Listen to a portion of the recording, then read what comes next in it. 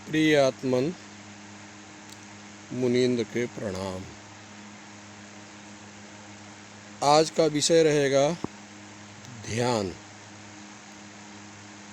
क्योंकि मार्केट में, बाज़ार में आजकल सबसे ज़्यादा दुकान किसी की सजी हुई है तो वो है ध्यान। हर व्यक्ति ध्यान सिखाता है, हर व्यक्ति ध्यान पढ़ाता है और हर व्यक्ति ध्यान कराता है।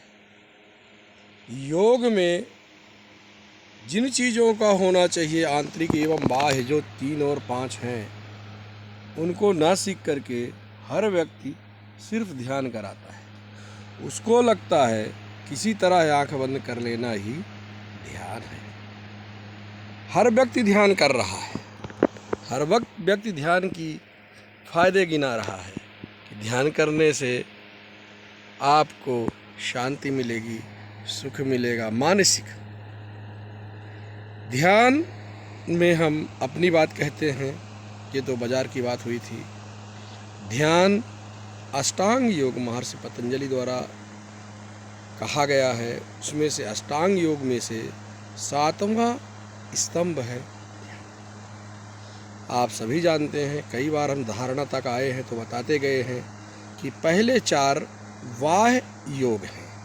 यम, नियम, प्राणायाम आदि जो हैं वो सब बाह्य योग हैं। प्रत्याहार को हम आंतरिक एवं बाह्य दोनों मान सकते हैं। ये भी मैंने जब प्रत्याहार के बारे में आपसे चर्चा की तो बताया था। उसके बाद जो 3 धारणा, ध्यान और समाधि आते हैं उनको अंतर योग कहते हैं। उसका योग आपको अंदर करना है।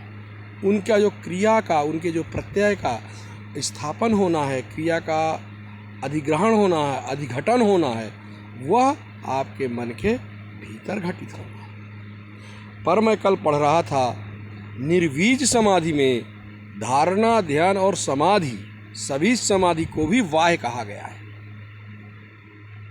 जैसे ही आगे की रास्ता पता चलता है, पीछे का रास्ता अच्छा नहीं दिखता है, उस जाना हुआ रास्ता हो जाता है।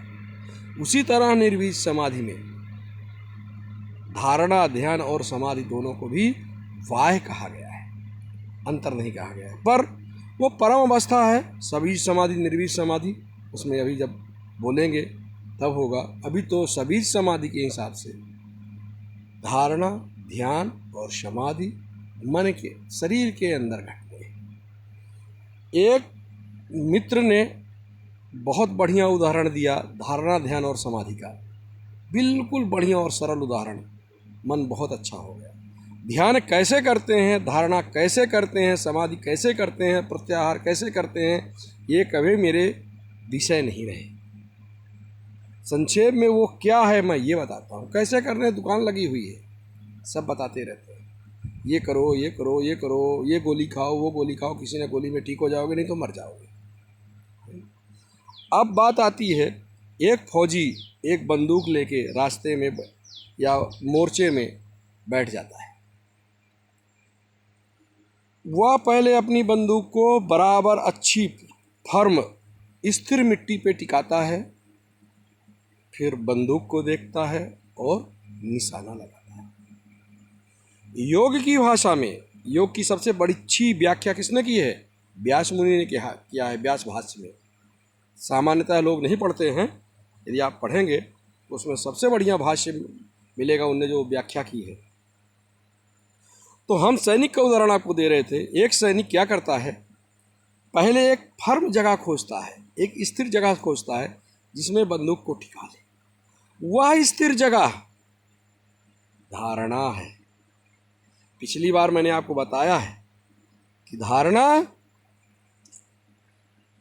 के लिए आपके मन में, आपके चित्त में, आपके शरीर में जो आप मानते हो वहाँ को आपको स्थिर होना है।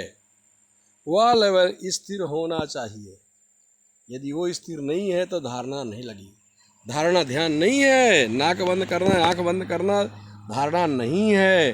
धारणा मन चित्त के हृदय के एक कोने में एक जगह को स्थिर करना है, अपने आप को उस जगह में स्थिर कर लेना है। अपनी बंदूक को उसमें स्थिर करना धारणा होता है।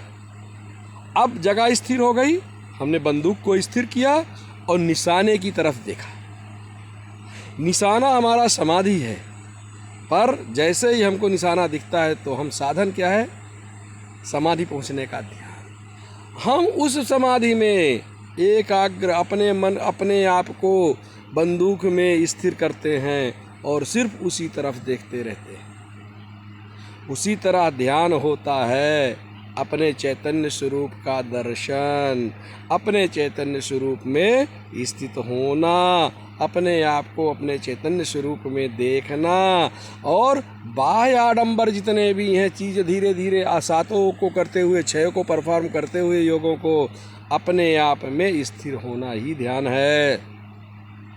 इसलिए जैसे ही ध्यान लगेगा, उंगली घोड़े पे है, घोड़ा छूटेगा, सीधा निशाना समाधि पे लग जाएगा।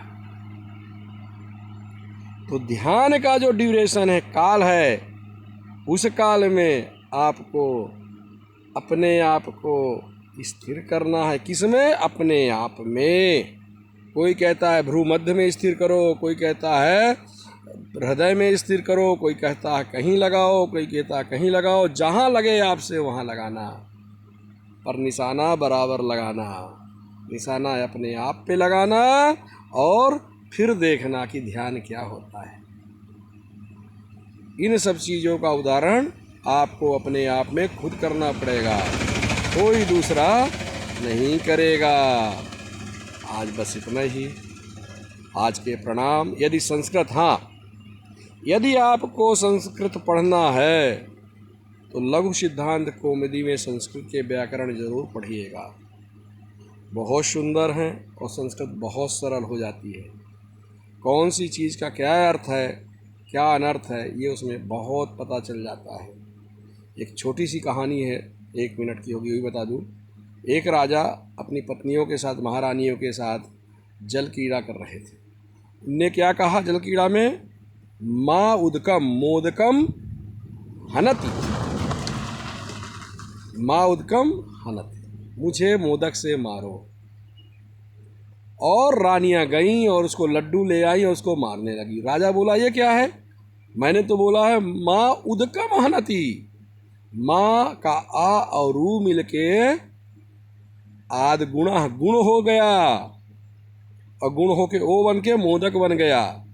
तो संस्कृत में यदि आपको पढ़ना है, समझना है, तो थोड़ा सा लघु सिद्धांत कौमुदी या व्याकरण पढ़नी पड़ेगी। व्याकरण पढ़ने का सबसे अच्छा उदाहरण है लघु सिद्धांत कौमुदी। पढ़िएगा। जब तक आप खुद नहीं पढ़ेंगे, अपने मरे बिना स्वर्ग नहीं होता है, अपने किए बिना कुछ नहीं होता है। करिएगा, खुशी होगी, आनंद आएगा। जय हिंद। विष्णुवे नमः, संस्कृताय नमः, नमो नारायण।